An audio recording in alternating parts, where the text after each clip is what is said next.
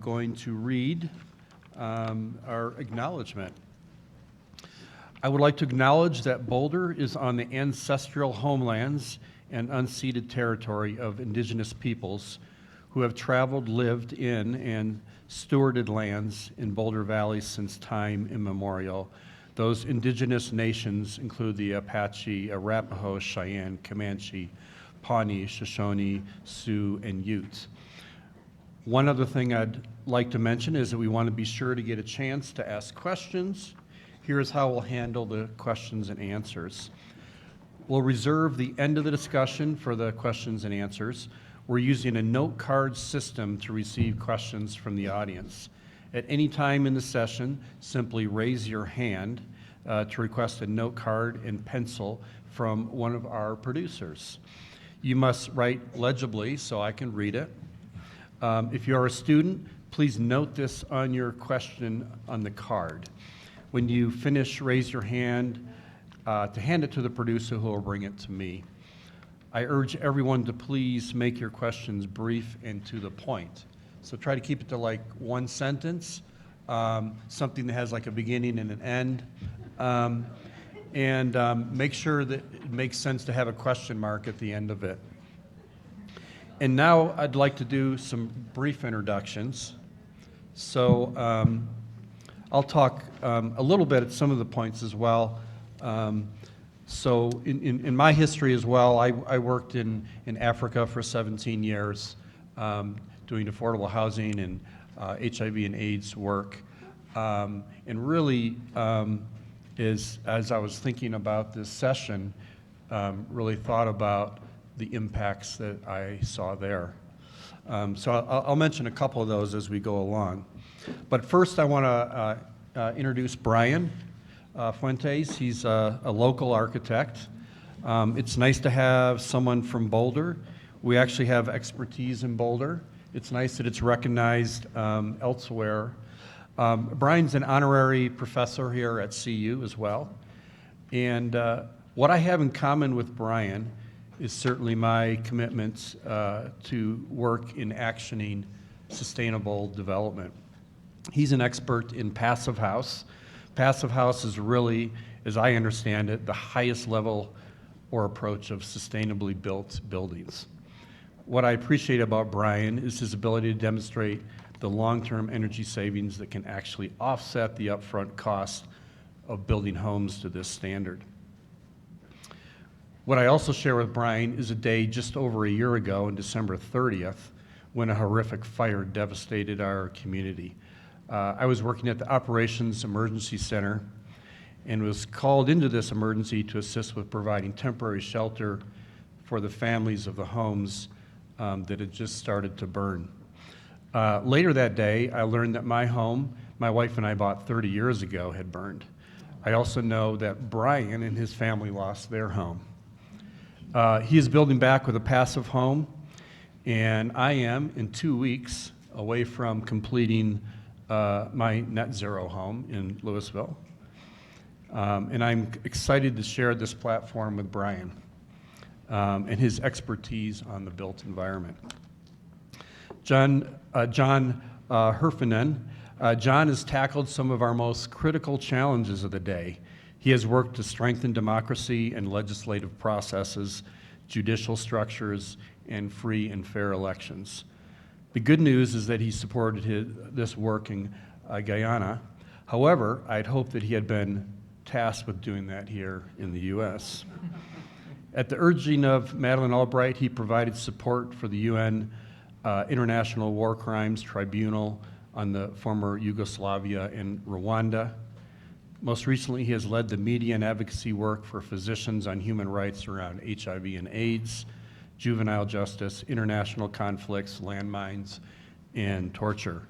A great person to have coffee with. I think he was invited here today because he is a person of many opinions. His opinions have been carried in the New York Times, Washington Post, Newsweek, CNN, and more. I'm looking forward to his points, or his input, opinions, and experience on today's topic. Rebecca Scheurer has focused much of her life on helping the world's most vulnerable communities as a humanitarian professional.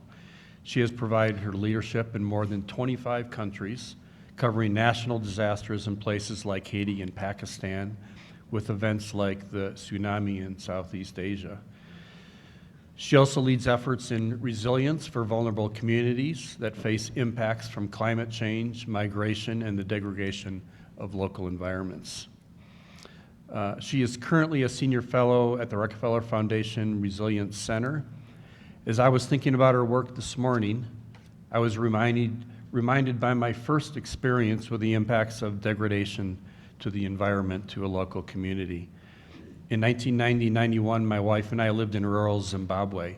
The community there of subsistence farmers kept moving further and further out.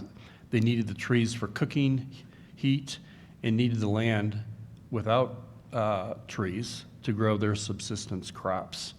But without the trees, they also couldn't survive. I saw the challenges of a community that had totally deforested their land and impacted their ability to sustain. I'm so pleased to learn of the experience and wisdom of Rebecca as we explore the topic of managing the effects of our climate crisis. So with that, why don't we start with Brian? They're each going to make some opening remarks, and after that we'll get into some discussions, and I'll look forward to some of your questions coming forward. Brian, the floor is yours. Thank you. How's the audio there? Is that close enough? Okay, there we go. Better? All right. Well, thank you. We're very honored to be here, and I felt since the recent Marshall Fire, I guess there's two of us up here that have gone through the experience. Could you move the microphone closer? A little closer? Okay. Maybe that's a little better now? Yep. Okay. No, not better. You're tall. Keep going. Okay, how's that? All right, we got there. Okay. Thank you. So, yeah, in general, I feel maybe I'm here because of the recent loss and to put some like local perspective to climate change induced kind of forced migration or movement, you know, and the trauma. Even though we had insurance, and we were, you know, obviously we live in an affluent community, had a lot of resources. I look at what happened in our local area, in our little community, as a kind of a microcosm for what's happening globally at the larger scale, and I think it's very interesting just to see how the governmental structures are set up right now. I feel like we're not totally ready for the tsunami coming at us, just in terms of how we're organized. But I do have faith, I think, not so much in the structures that are older, you know, our government organizations or our business organizations. These structures are kind of built on older ideas, but the human beings are very good when they just talk to each other about coming up with solutions, I think, in an informal context. So what's given me hope and faith is just human beings being able to talk to each other face to face and come up with solutions and work together. And what I struggle with, or I guess what I fear for the future, is more, can we take the inertia of our institutions and our ways of thinking, and can we transform those, you know, with compassion and listening and hard work and joy, I think, too, also. And transform our systems into something that gives equity and security and health and climate protection to everyone universally. So it's a big challenge, but I think going through it, and maybe you'd agree that you know, human beings are, in general, I feel, at least maybe I'm still an optimist, good. We're animals, and you know, we're the type of animal that has evolved to succeed by working together, not necessarily by being big or strong or fast or durable like a cockroach or a mosquito or something. We've worked together historically to overcome our challenges. So even though it's messy and it's kind of not very pretty at times, in terms of looking at human history and how we've treated each other, perhaps. I think there are definitely bright spots, and it gives me faith. Ironically, we work in the types of buildings we design are, when I moved to Boulder to basically cater to a group of people that were able to afford and were passionate about building net zero environmental buildings, and that's changed over time. So when I first came to Boulder, it was straw bale solar buildings for people building in the mountains that were just trying to do the right thing. This is pre-LEED, if you're familiar with that building standard, kind of the first round of realizing that our buildings had an impact on the environment. That organizational standard, since then a lot has evolved, and now Passive House I think is a good energy standard. But the real connection to me when I first came to Boulder was people that were passionate about trying to do the right thing for the environment, and also I think trying to do the right thing from a social justice perspective. Although those two things were disconnected, I think, academically 20 years ago. Whereas now what I see that's exciting to me about the students in this era is that I feel like that idea is now more commonplace. Because when I was here in 2003, I heard Paul Hawkins speak to this, that environmentalism as it was known or historically done really wasn't connected with social justice. And if the environmental movement wanted to be successful in achieving its goals, it really needed to realize that it was a social justice movement, that environmental justice and social justice, we had to take care of every human being. And if we took care of all the human beings and they all felt safe and secure and had clean water and they could contribute in a meaningful way and live the life they wanted to live, they probably wouldn't harm their own environment. So we just have to design a system. So when you grow up with a design education as an architect, you figure out how do you design a system where that's the case, where we can use the resources we have to design a political system, a system of relationships with nature, with the buildings we're building, with each other, with animals, with our diets, with everything that is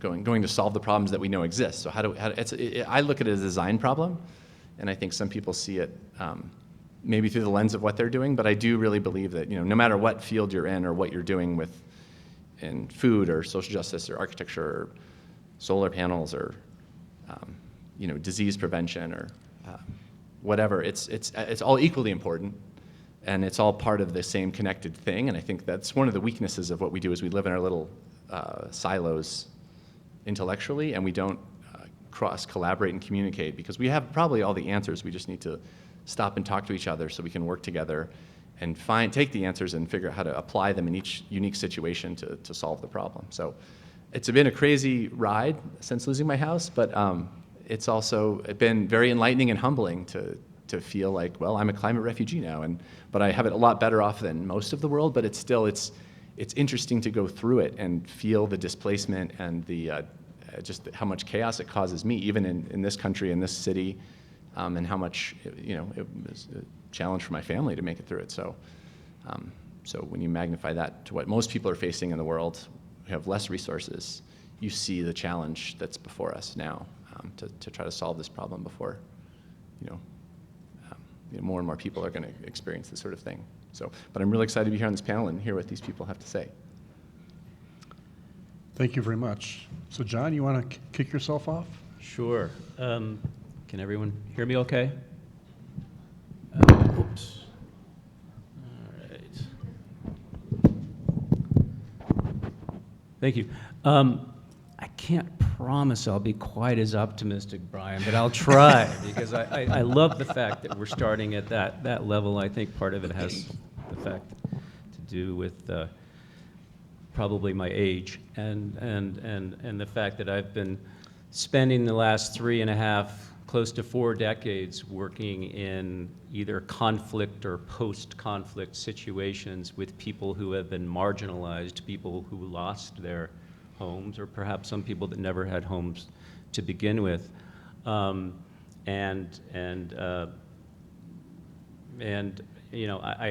hope I'll end here being optimistic, because I do think that there is some hope, and if we don't have hope, then we might as well just throw in the towel. So I initially started my work in conflict zones working for an organization called the International Rescue Committee, which is an organization that was started by Albert Einstein in the 1930s to help Jews get out of Europe, and it evolved into a a multinational organization focused on refugees and conflict situations around the world. I first started working with them in Khartoum, Sudan, with working with Eritreans and Ethiopians that had fled the war and famine there and sought refuge in Sudan. And then I went on to work in Bosnia in when was that? 1993, I guess. And ran their program there, which at the time was the largest humanitarian operation since World War II. Hundreds of thousands of people were forced from their homes. There were hundreds of thousands displaced people, and then eventually refugees as well. It was not a conflict that had a climate change component per se. It was because of ancient historical ethnic tension that eventually percolated up, and thanks to a few really bad men, resulted in a war. But I can't help but think that if in fact there had been a climate change component to it, that it certainly would have been intensified. And then I went on several years later to work with Physicians for Human Rights, as Kurt mentioned, and documented the genocide in Darfur, Sudan. Again, a case where you had ancient ethnic tensions between the Arabs and between the African people of Darfur, which is the westernmost province of Sudan, a huge swath of land about the size of Texas. And these tensions had been going on for years and years for a variety of reasons, but all of these people were forced to share the same piece of land that was shrinking as a result of climate change. As the Sahel continued to grow further and further south, you had the Arabs that were herders, and you had the African that were farmers competing for the same piece of shrinking arable land. And what we documented was just how their lives and livelihoods were being destroyed, and there were patterns. Almost every village that was attacked where you would have some sort of aerial assault, and then they would come in and they wouldn't kill people. It was genocide by attrition, largely because what they would do, they knew that because it was such a difficult climate, that if in fact they poisoned the water so there was no potable water, if they destroyed their homes and there was no shelter, and then they were thrust out into this desert death trap, that they would die, and they did die. So we documented that, and at the time we invoked a clause in the Genocide Convention that I presented at the International Criminal Court, talking about inflicting conditions of life calculated to bring about the destruction of a certain group of people, and this is exactly what happened. Again, it wasn't murder per se, but it was a slow genocide by attrition.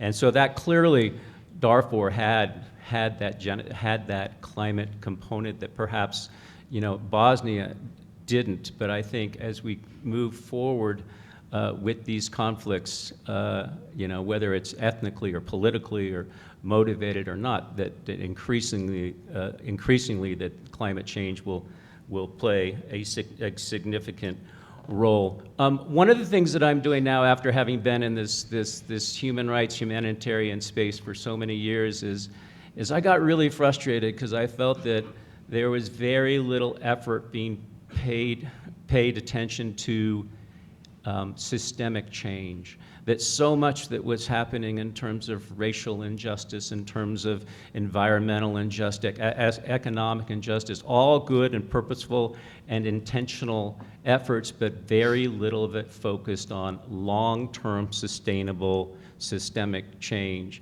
And so most of my efforts today through an organization called the Foundation for Systemic Change is really geared toward that. How do we find solutions that are systemic in nature? How do we build systems? And along with that, I think that it's crucial that we also figure out as advocates How do we advocate on behalf of these changes? And I think it's very important to have a grassroots organizing component to that change as well.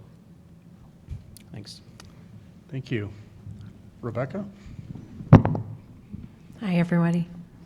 Nice to see a full house here. Well, similar to Brian and to John, I very much have an interest in climate migration from a grassroots level, bottom-up approach. And this really stems from experience I had as a volunteer in Madagascar many, many moons ago, when I was very new to international development issues. And I experienced firsthand a cyclone, one that ripped the tops of palm trees off. And these people that lived all around me that had nowhere to go. There wasn't any high land, there wasn't a safe zone or safe spot for anybody, and they lost animals and lost lives. And this was really a very powerful experience for me that initially piqued my interest in how in our climate and how do we work with communities, vulnerable people all over the world, to impart skills, to foster learning and new strategies, new technologies, things that would make communities safer. I was learning, of course, I still am learning, but 30 years later, I'm still in the game, and I'm really committed to this space because I think it's the biggest issue of our time. We talk about climate change, and it's such a grandiose topic, and it's daunting. People want to kind of turn it off or run away because what the heck are you supposed to do with climate change? But at a personal level, at an individual level, and in a community, just as Brian was impacted, and just as John talks about the communities he's worked with, it is so real and profound. And in my experience, my early experience is really much of my perspective is coming from disaster management, where I started out with the U.S. government as in multiple roles, but working with the Office of U.S. Foreign Disaster Assistance. And then later, that was largely doing response operations all over the world and recovery operations. And during that time, I worked in different countries in Africa and mostly in Asia, and I saw repeatedly communities that were impacted by the same types of disasters again and again, and their coping strategies just depleted, and they go into debt, and they're just horrible stories. You just wonder how can anybody get out of that kind of scenario. And more and more of my focus and our funding, actually, I was able to allocate toward preparedness initiatives that are building resilience. That's the buzzword of the decade, but essentially trying to build that capacity so people can come back and be stronger for the next time a disaster strikes. So it's not so much of a disaster; it may just be a hazard they have to manage. And sadly, what I've seen over the years and what you're seeing statistically is that these disasters are getting more frequent, they're less predictable, they're having such profound impacts on people. You don't have to look very far in the news. Malawi just had a major flooding incident, and 500,000 people were displaced. And a few years ago, you can see this just in the Caribbean, we had hurricanes roll through, and again, 500,000 people displaced.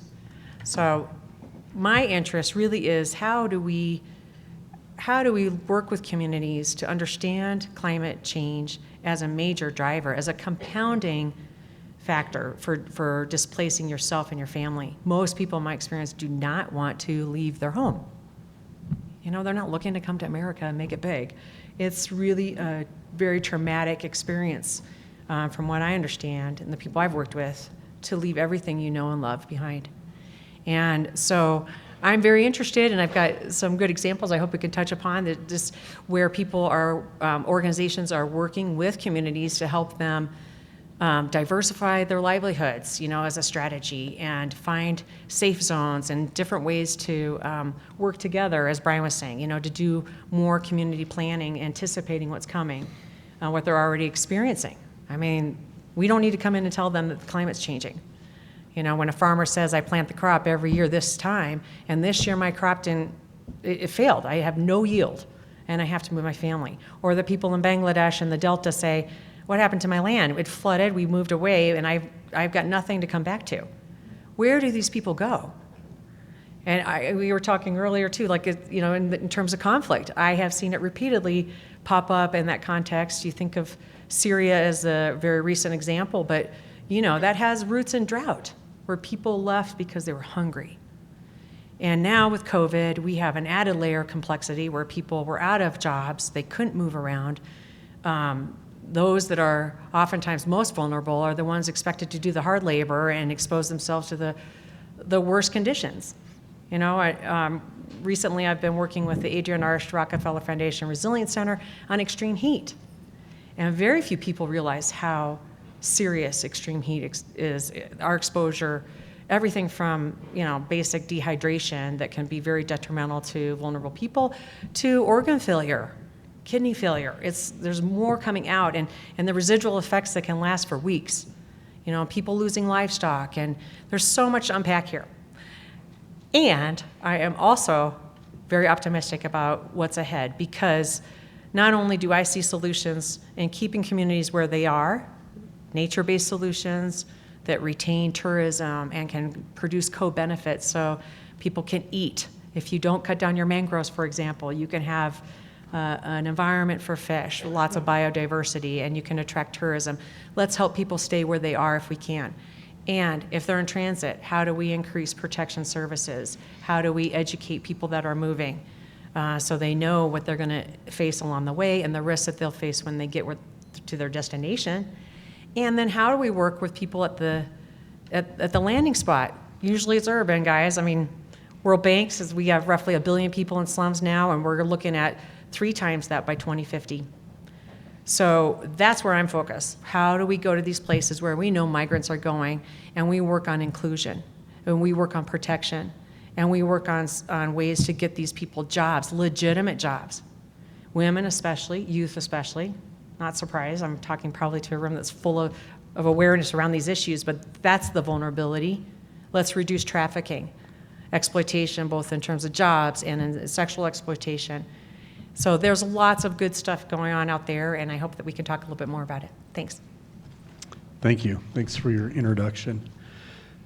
So maybe I'll start off with John, and then the others can chime in as well.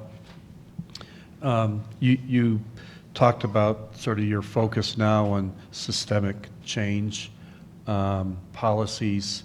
Can we think about that both from a local level and sort of a broader national level as to what are some of the changes in policies and approaches that we can think about to address this? Yeah, I'm glad you asked me that question. I kind of approach this issue from a philanthropic perspective, and I use that term rather largely when I think of philanthropy. It's not only a wealthy individual or a foundation, but it's also the U.S. government, it's also the UN, any entity that is funding in this funding space. And I think traditionally it's really been geared toward quick fixes and outcomes that they can show to their constituents. So you have a foundation that has a board, you have the U.S. government that has their electorate, and traditionally it's been about supporting those programs that they can where there's tangible evidence, immediate outcomes that makes them look good. I mean, it's human nature, right? But at the end of the day, if you really want to support something that's going to have a long-term sustainable effect, you have to be willing to put your money behind those efforts that are changing systems that will address those issues at hand. So that's kind of where I'm coming from, and it's really, as I mentioned in my introduction, after having worked in this space I mean this human rights, humanitarian space for so many years, and seen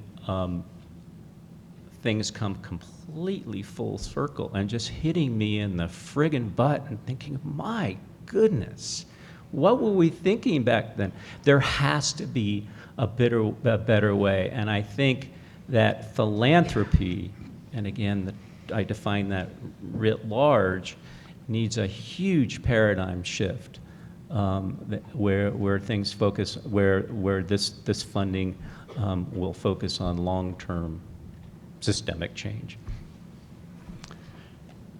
Would you like to go next? Yeah, sure, thank you. I always agree with John, because I think he's got terrific insights. In terms of an example, I think of a country or a government that's really taking progressive steps. I would say, New Zealand has always been in the forefront in looking at climate issues. They're an island nation, they're very vulnerable to a lot of different hazards. And in 2019, they actually passed a law that acknowledges climate migrants. And that's huge.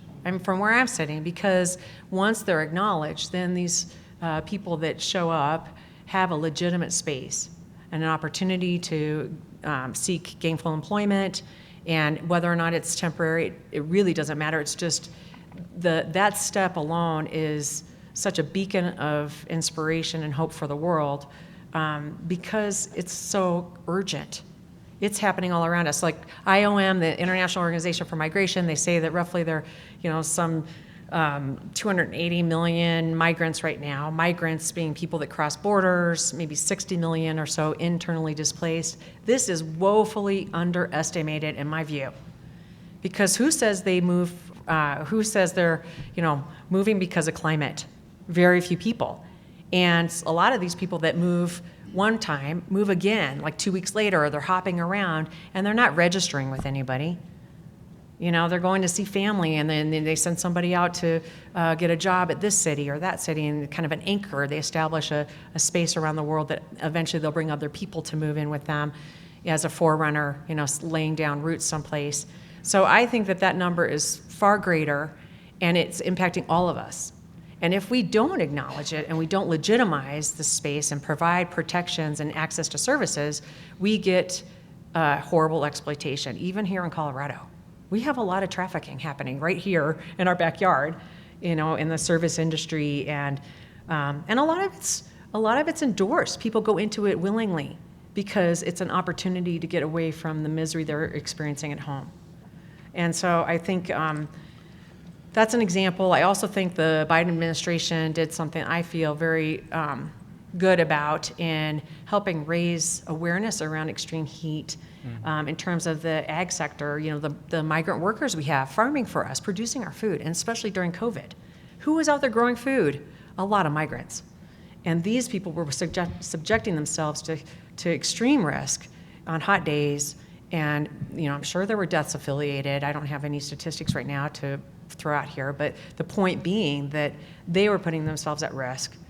And the Biden administration was able to pass some laws that kind of add some protections around the hours that migrants or anybody working on the fields have to work, and requiring breaks where they can get adequate water and that sort of thing. So we're making steps. It's still not in the Global Compact for Migration, for safe and orderly migration that the UN is spearheading. We don't have enough in there on climate migration.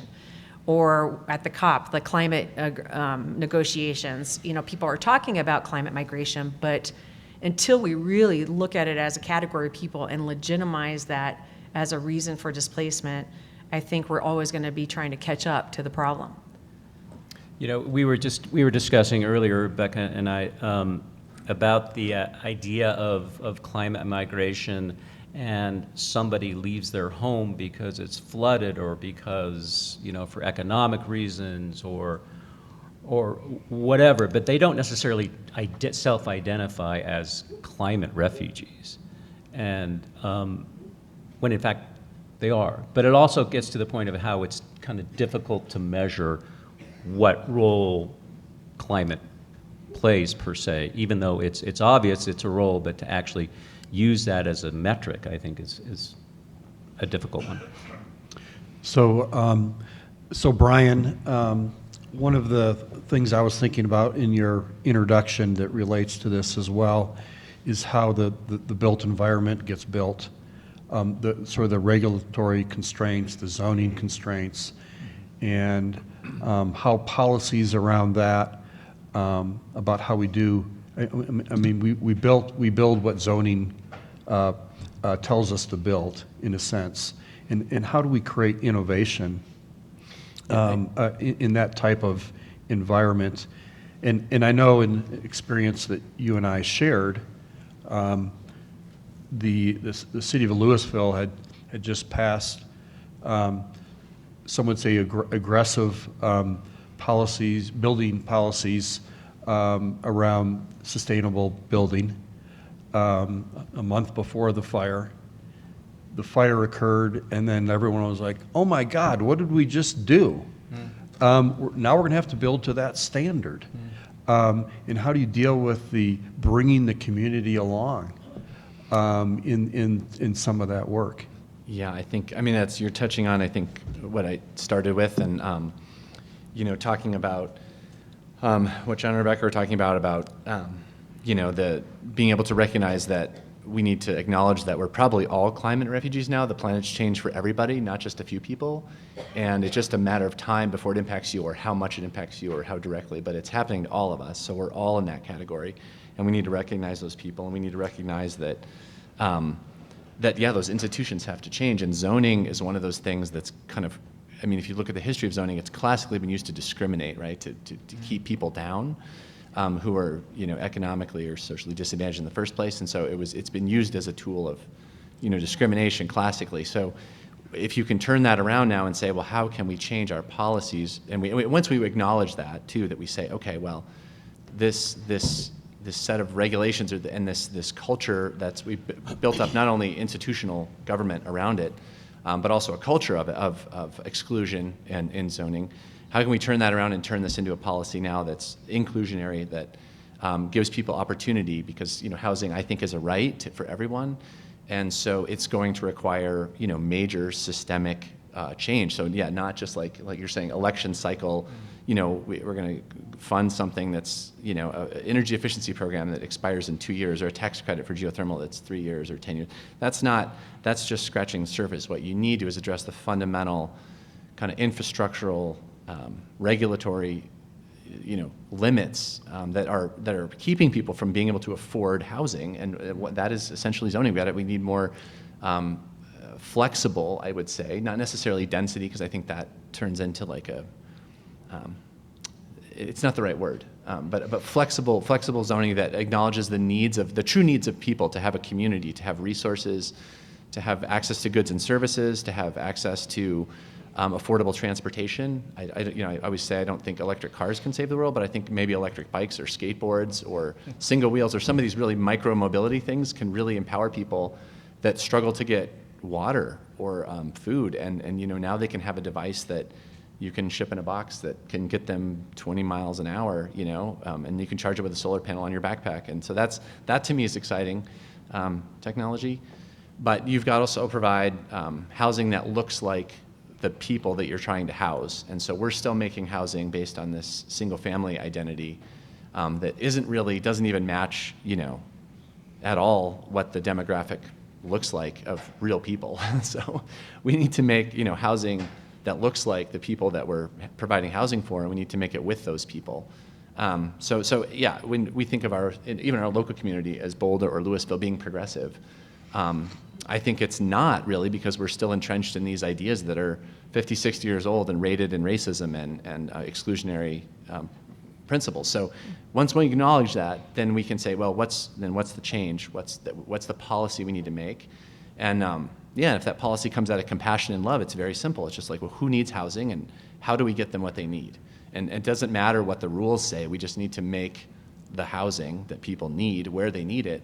And I think with the climate change, we need to be quicker on our feet, because, these things globally are going to be, we have to do it faster, but we also have to do it in a way that's more resilient and sustainable and durable too. It can't be cheap things. We have to withstand extreme heat, so it has to be insulated. It has to be safe and secure.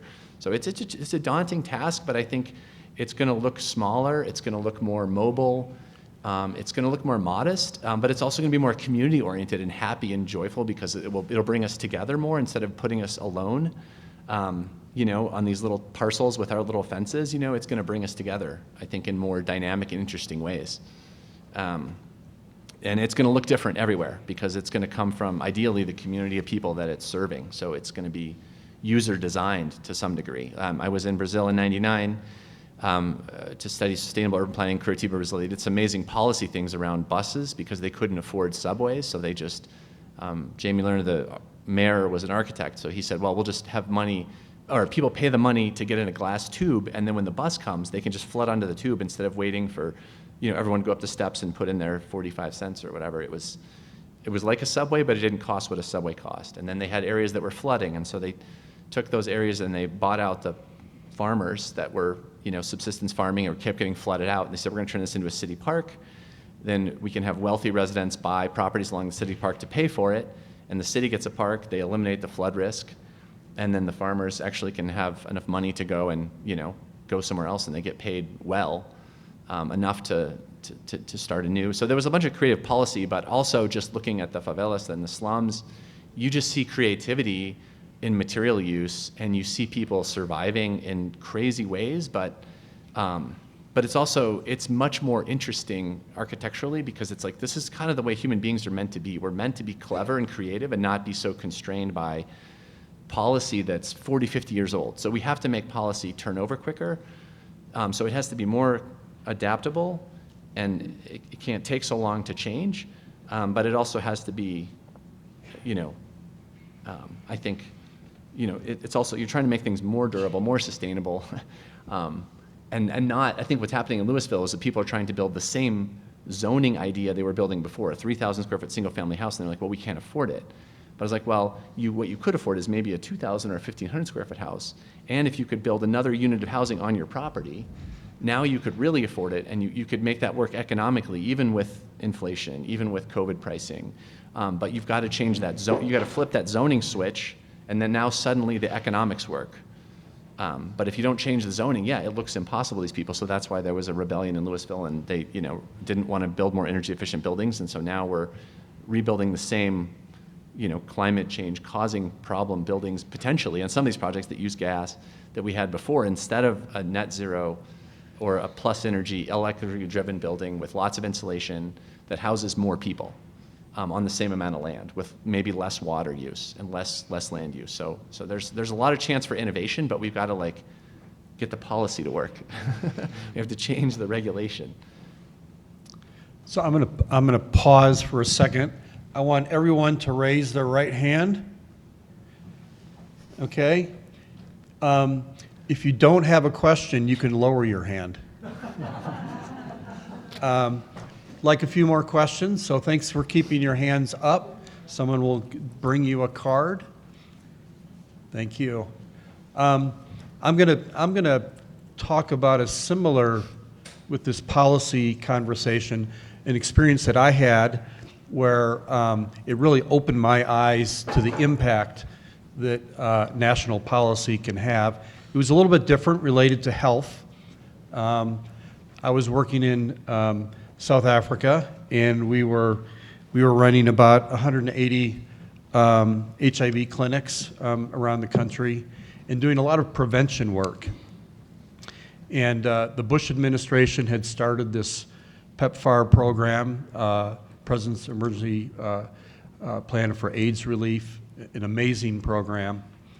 And but the prevention program, and what we were only required to do was to talk about abstinence. And so on the African continent, that was our message. And if we wanted money, that's what we had to talk about. President Obama, you may remember, was elected. And 2 weeks after his election, we got this letter from USAID. And they said, we're changing direction. We're going to start talking about family planning. And so it changed our whole approach. And after about a year of this, and we got great data on a lot of this, you know, now there was a lot more condoms that were going out, a lot more protection. And And studies in South Africa had shown that about 65% of intercourse was actually a transaction for someone to pay school fees, to pay rent. And by having more protection, the transmission of HIV was reducing to women. As a result, it was also reducing the birth rates. And it's had an amazing impact. And I was just so inspired at that point to learn how, following this data related to a policy had significant impact. And I'm hoping in this kind of realm we can start to experience that as well. There was one question here to John. And it says, what was the result or outcome of your case at the ICC? Oh, great question. So I had mentioned that this documentation that I did with Physicians for Human Rights when I went to Darfur, Sudan, a number of times and came back with what we called a livelihood study. What was, I mentioned sort of the pattern of destruction in the various villages throughout Sudan that was propelled by climate change. And we came to the conclusion, as I mentioned, that genocide was being committed there by the Sudanese government. And we presented our findings to the ICC. And while I don't know for sure, and again, it was done in a way where we documented, how these villages were systematically destroyed first by aerial bombings, and then going in and destroying the homes and then poisoning the wells. And the livestock was critical in terms of killing the livestock, and these people were just thrust out into the desert. But we also had documentation that it was that there was intent by the government, and this is what I presented to the ICC. And in fact, they did use this evidence in the indictment of the genocide indictment of the former president of Sudan, al-Bashir. So, and he was indicted for genocide. But it's like anything. It's hard to, detect, whether or not. I mean, I'm sure that this evidence had played some sort of role in that indictment, but whether it was, what role it played, I'm not sure. Thank you. I've got a couple questions I'm going to combine to Brian specifically, and then I'll get back to a question for the whole group. So tell us what a passive house is, and how do contractors and developers get on board with the zoning changes that you're dreaming about? Well, the first one's easy. The second one's pretty hard. Well, yeah. So I'll define passive house. It came from Germany initially. It was Darmstadt University, Bo Adamson, a Swedish professor, and then Wolfgang Feist. And basically, they built an Excel spreadsheet to calculate how much energy a house used, and they were very detailed. It was an academic student project, right? So you had time to really nerd out and figure out how much energy went through a window frame and how much energy you lost through leaks in your house under your windowsills and your front door and everything. So they figured if they made a building airtight, and if they super insulated and got rid of all the thermal bridging. So if you look at it, now even you can buy for your iPhone a little FLIR thermal camera, and you can see, heat loss.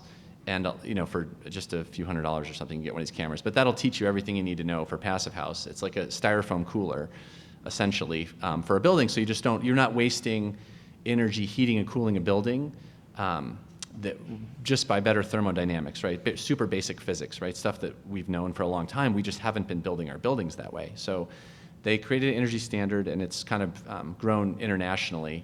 But initially, it was made for taking old European multi-story masonry buildings, stone or concrete buildings, right, that are super uncomfortable to be in, that had boilers, And they would get rid of the boilers, and they would super insulate the outside with like 8 inches of styrofoam or 8 inches of mineral wool, or you could use straw bale or cellulose or whatever you wanted. Just something that has low conductivity. And then they would replace all the windows with, take away the metal single pane windows from the, ancient history and replace them with triple glazed super insulated windows that were maybe R10 instead of R1. And then they could just supply all the heat and cooling they needed through the ventilation system. So that's where the name passive house comes from, because there's no active heating system. It's just your body heat basically heating these apartments. It doesn't work so well for a single family house, like in very cold climates, because now you've got, maybe 2 people and you've got a lot of surface area, and the German climate's more mild than, say northern Canada or whatever. But so it's not totally internationally applicable, but the concept is, which is that you're going to use little to no energy for heating and cooling. And I think that building science now exists for pretty much all the climates everywhere. So whether you have a dehumidification climate in the deep south, whether you have an extreme heating climate like Alaska, or an extreme cooling climate like Arizona or something, it works. The principles, the physics principles, work everywhere. So it's essentially just a lot of 50% of, if you can look at that term grossly, goes to the built environment for heating, cooling, procuring buildings. There's 50% of the climate problem. Well, then a big chunk of that is just heating and cooling our buildings, and if we do them right, we don't need to use any energy really to do that, or we can drive all of that renewably globally. So we can get rid of that part of the carbon problem just by better physics. So it's not, I don't even think it takes necessarily lots of money, but it takes more ingenuity and more people working on it, and being thoughtful and knowing it. So it's more of an education problem. And then how do we change the zoning or get the policy? It might be harder in the US. I think what was cool in Brazil was that, it's a different government structure. So they were just able to kind of do these things, right? And here, we have city and local and state government. I mean, I know now with, Polis is looking at this, statewide kind of zoning mandate to allow housing. And I think that's kind of the future, is that, yes, I believe in local control, but, sometimes, on these larger global issues, maybe we have to have a bigger picture, because, it's hard to just do this incrementally. We have to do it systemically. So some of these things where I think it comes down to a right to housing, or a right to clean water, or a right to, being safe. And, these things are just basic human rights. So it's not really like a neighborhood aesthetic policy that we can hang our hats on. It's got to be, we have to make the connection that this is a bigger thing. So I don't really know, but I welcome anybody who works in policy to talk about how to, because it's entrenched, I think, a little bit in our culture to some degree, but it's also very new, right? 100 years ago we had walkable cities because we didn't have cars, and really the zoning was based on post-World War II exodus from cities. So it's actually really new to as a species to have this weird zoning thing problem, because we used to build low energy communities because we didn't have fossil fuels, but then once we had fossil fuels, we kind of lost the sort of intuitive, it's heavy to like lift things and take them miles and miles to our house. Like, we're just going to live close together, but now it's easy, so we just tend to make things, we're not thinking through that. So I don't know. I'm curious what these guys think about how to, what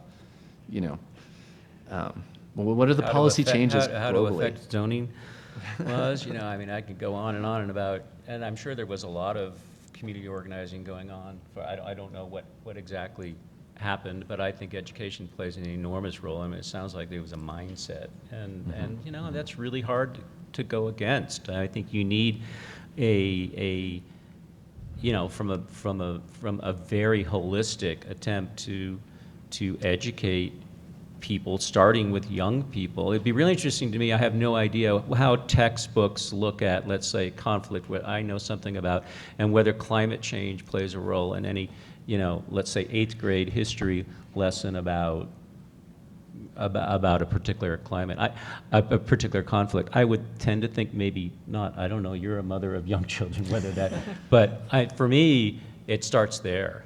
And that's the hard thing, because it is a slow process, but it really is about a paradigm shift that's necessary, I think, in our education.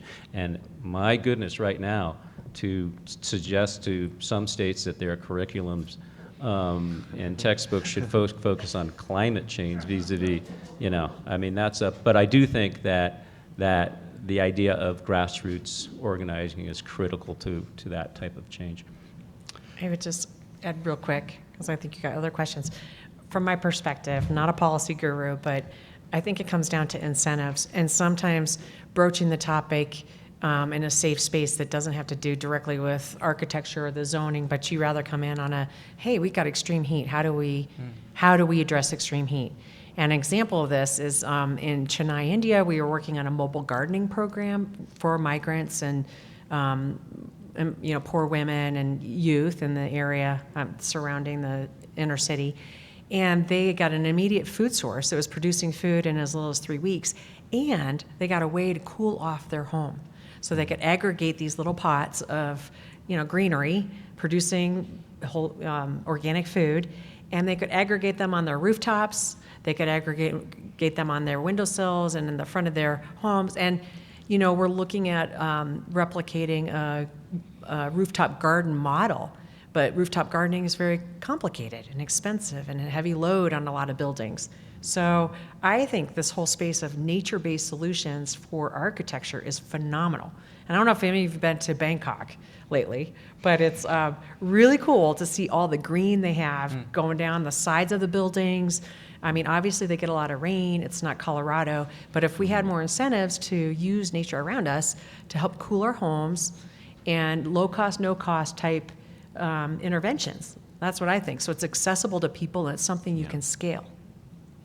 But I also think, I know to reiterate what Brian said in terms of advocacy, the role of human, I have to say this because this is what I've been doing for the last 40 years, the role of human rights is critical, and it can take that kind of political element out of it and that partisan element out of it. If you're talking about the rights to housing, these are all fundamental, rights that are codified in the Universal Declaration of Human Rights that can sometimes cover for tension that's more political in nature than otherwise. So I think that human rights angle is really important. So I'm going to target this to you, Rebecca. There's been several questions here about migration, immigration, border walls. How do you see that in the context of these climate challenges? What are some solutions or policy approaches around that? Yeah, thank you, Kurt. Well, I think every context is so different, but moving, our world moving, it's like water. You're not keeping it out with a wall. You're not going to, sea walls, for example, like eventually the ocean's going to win, right? And so I think creating space to accommodate in a way that accepts diversity and recognizes the contribution of migrants or immigrants. I think, the U.S. is built on this, right? The innovation we talk about, Brian works with a German company, for example. All this technology that we have right now is a phenomenal space for us to explore, to be more inclusive, and to allow that transfer of knowledge and skills that helps us be a better nation and the world writ large. So people can work in different places and have economic security, but they're contributing. I mentioned Chennai again. I'll use that example again. The program that we were doing there brought out the fact that roughly 30% of that local GDP comes from people that were displaced, that live in those slums. That's phenomenal to me. I had no idea.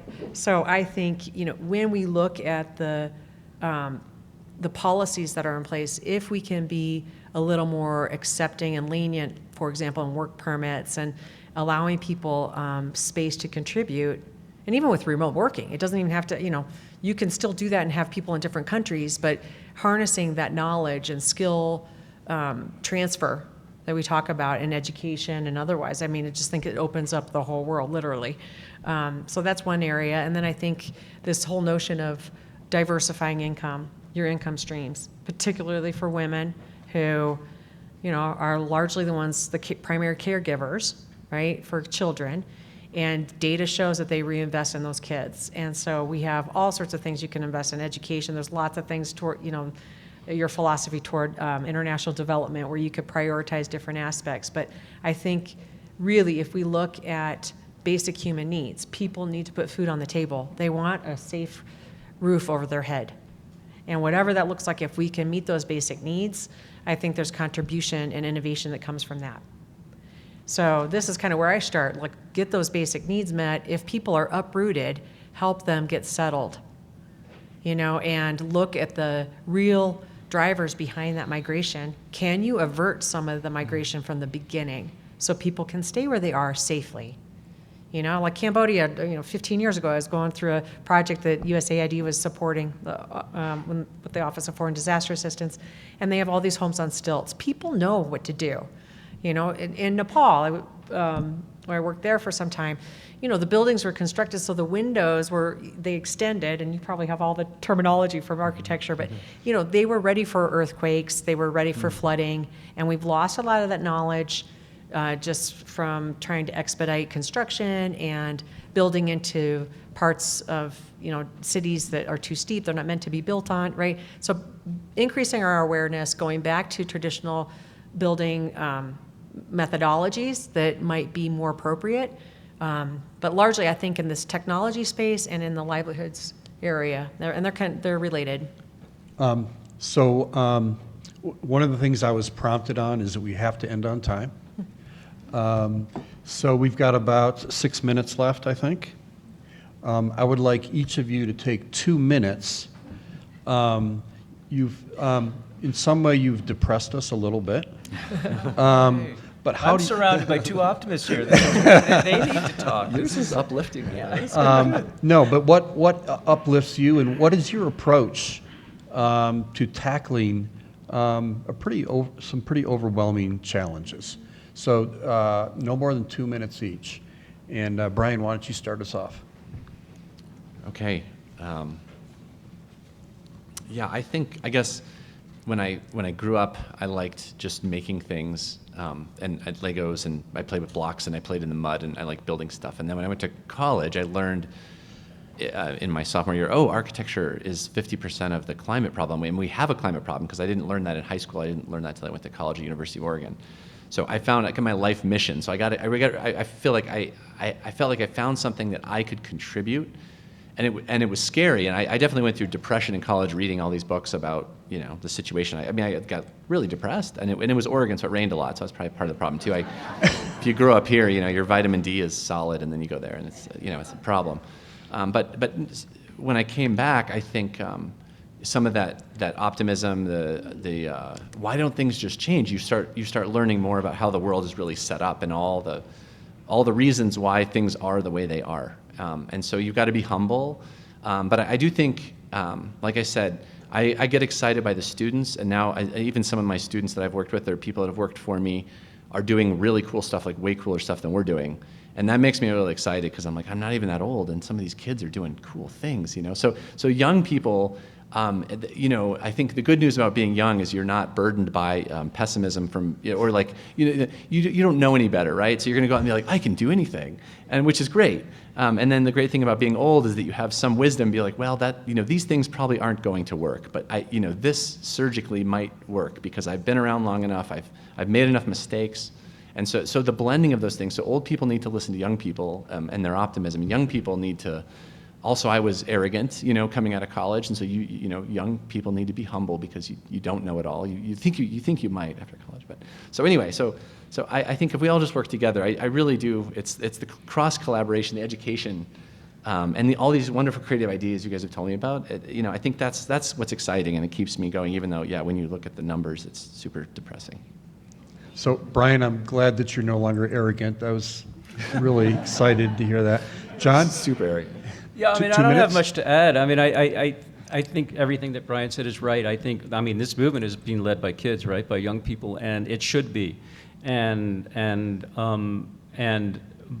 regrettably, the rest of the world is controlled by older people who may not get it. So I do think that the role that young people as advocates can play is critical, but it's the, you know, the policies writ large that need to change, and so there needs to be a more amplification process globally, and from this, you know, from addressing this particular issue, and a more, you know, holistic, as I call it, strategy that affects everybody beyond borders, because it's such a borderless problem. But I think the combination of youth as advocates and then being able to, you know, work, and you have evidence of it all over the place, but that's what needs to get out there, amplifying those places where policies have changed and where systemic change has been, and not necessarily a law has been implemented or whatever. It doesn't necessarily have to be a legal measure, but it can be one that's supported by the community and advocated by the community and implemented by the community. So I'm really encouraged by those efforts. But the most difficult thing about this issue, I think, is it's global one in nature, and that, you know, requires a completely holistic strategy that you know, one that we've never seen before.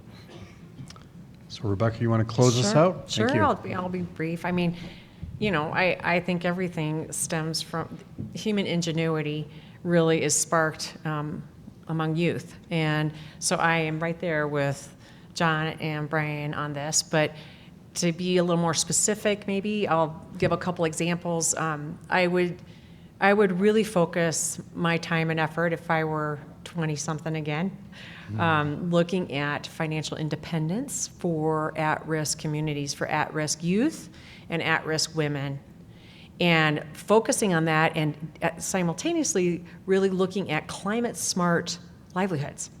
What can people do to give, you know, these at-risk people an edge up? Instead of like being at the bottom of the ladder, put them at the front. Can we train women in, you know, how to best use solar energy or wind energy, and, you know, impart skills that could really advance their success and contribution to their own well-being in their household, and then beyond that, in their communities.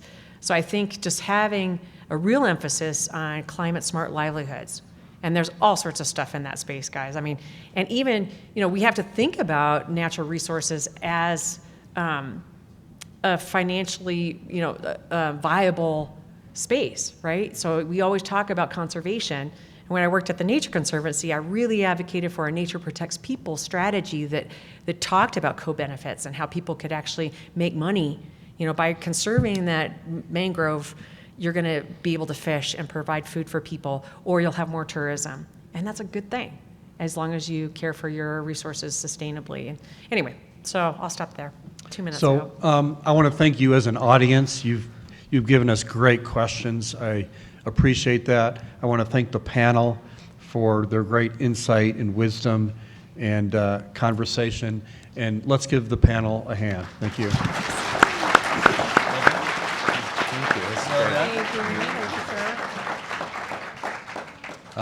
Enjoy your next session, and I'll be relying on the youth going forward. Thank you. Thank you.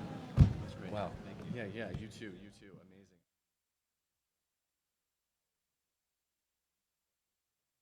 amazing. Continuing education knows that at the end, students want to graduate, and we can help them do that because we take the time to really listen to their needs, and we understand all the different options that are available across the campus for them. We don't take a cookie cutter approach. We realize each student comes with their own story. So whether it's a part-time student looking to complete a degree program or someone just looking for online courses, we're there to connect them to the resources of the university.